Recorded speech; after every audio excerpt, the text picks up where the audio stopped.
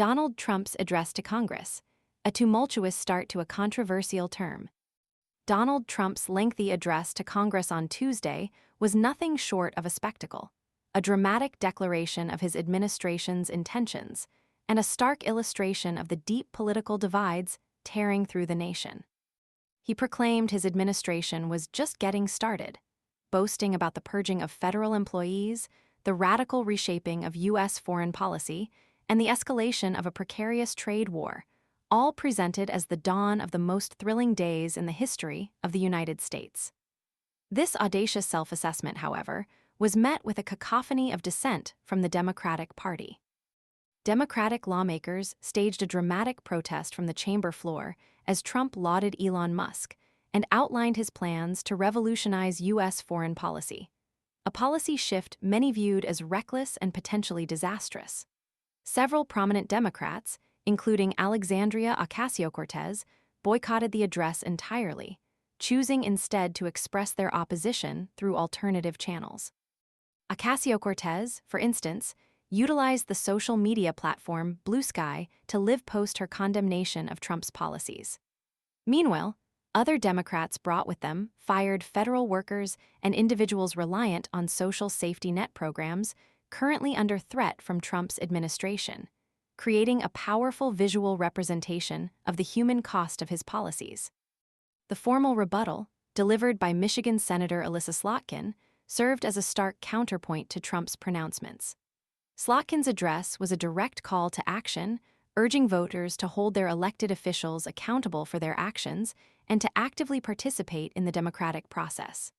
This highlighted the deep chasm separating the two major political parties, a divide that seemed only to widen with every passing day.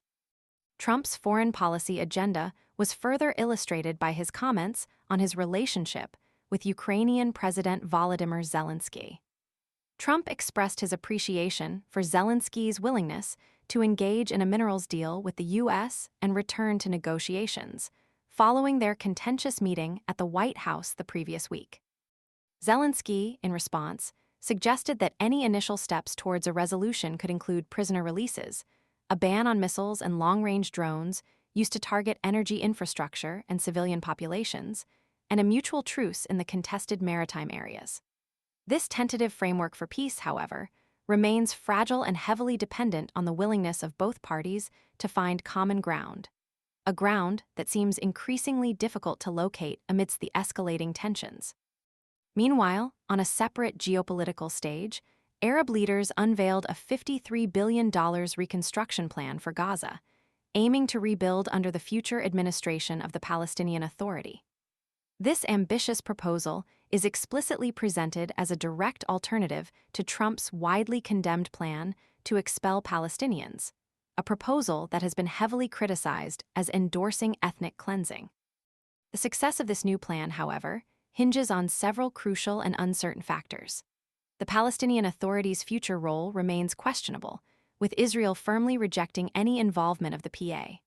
Furthermore, the plan notably lacks a comprehensive approach to Gaza's governance, ignoring the significant political influence of Hamas, which, despite being weakened by over a year of conflict, remains a powerful force and is unlikely to endorse any process that excludes it.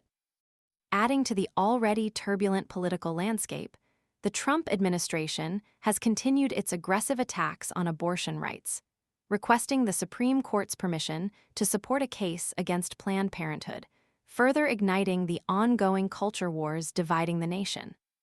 Economically, China has announced an ambitious target of achieving a 5% GDP growth in 2025, a goal considered challenging by experts given the ongoing tariff war with the U.S.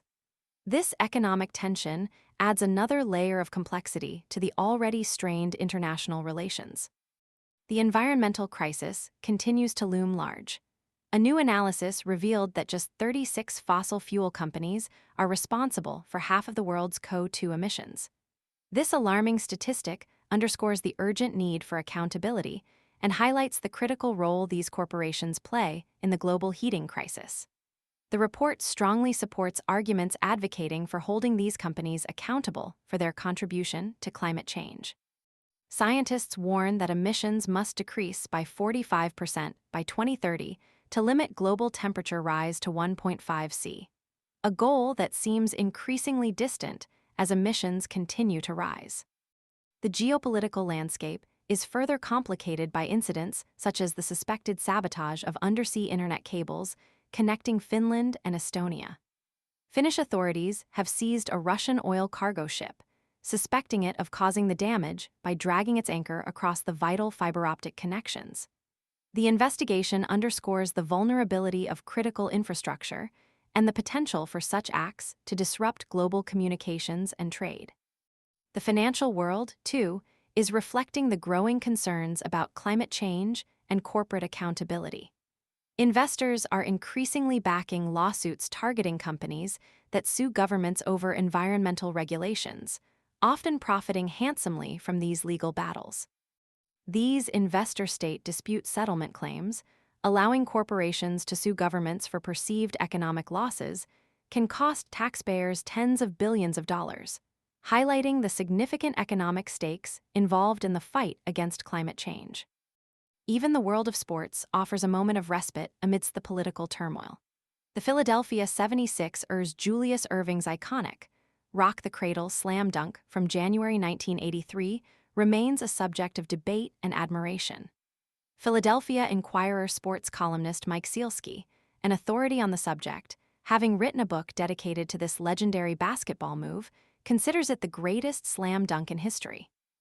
In conclusion, Trump's address and the events surrounding it represent a tumultuous start to what promises to be a highly controversial and potentially destabilizing administration.